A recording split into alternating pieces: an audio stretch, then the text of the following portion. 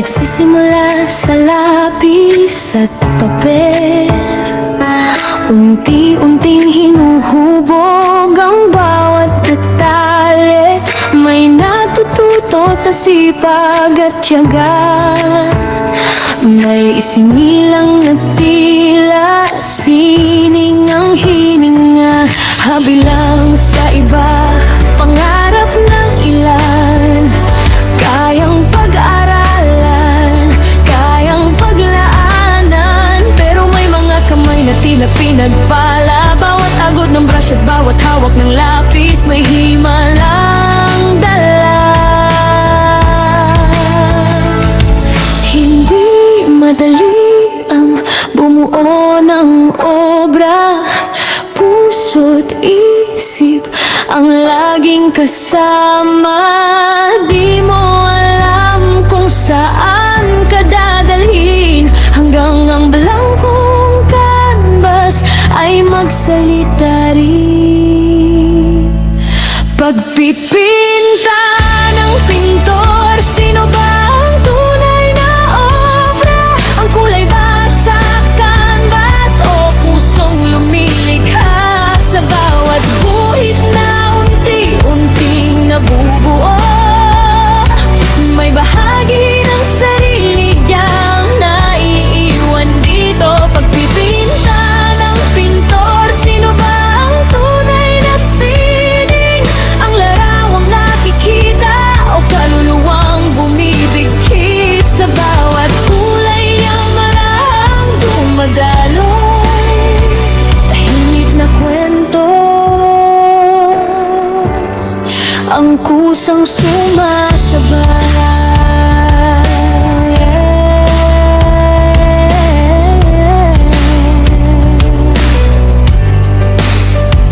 Iba't ibang kulay, tekstura, damdamin, nakaka-overwhelm pero puno ng kahulugan din. Bawat tingting may sariling kwento, bawat mata may sariling punto. Walang maling interpretasyon, doon nabubuhay ang imahinasyon. May dilaw na pag-asa, may bughaw na luha, may pula ng tapang, may itim na gunita, may puting nagbibigay ng panibagong simula. Parang liwanag matapos ang unos na dala, pinahirapan ang bawat guhit, hanggang ang damdamin ay maging larawan sa isip. Hindi lahat ay agad maiintindihan, may obrang tahimik, may obrang sumisigaw. Ang kagandahan nito'y nasa tumingin at sa pintor na buong puso ang alay sa sining.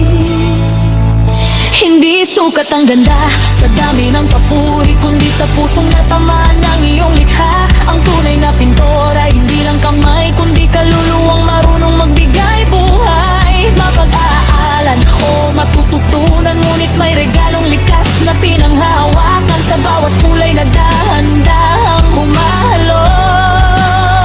May kwentong walang salitang bumubuo.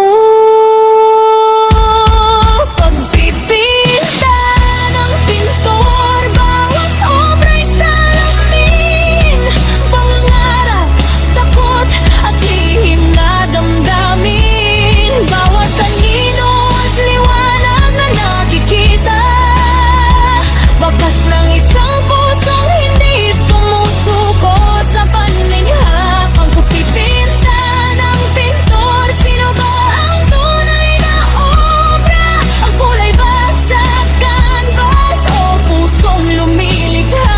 Tanong na sa panahon ay paulit-ulit na dala, habang ang sining ay patuloy na humihinga.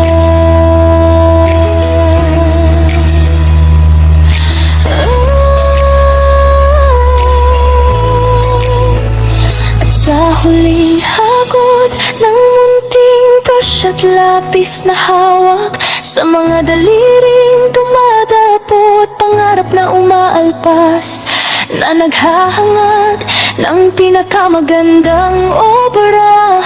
Ngunit bakit sa kalamang nagkakahalaga? Ang obra kapag wala nang may gawa, masakit isipin, hindi ba?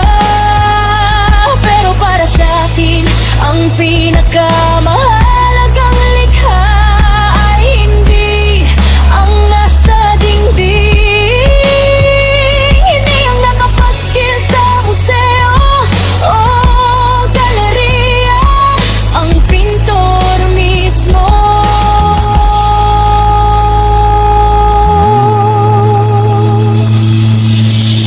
Ang pinakamagandang likhang sining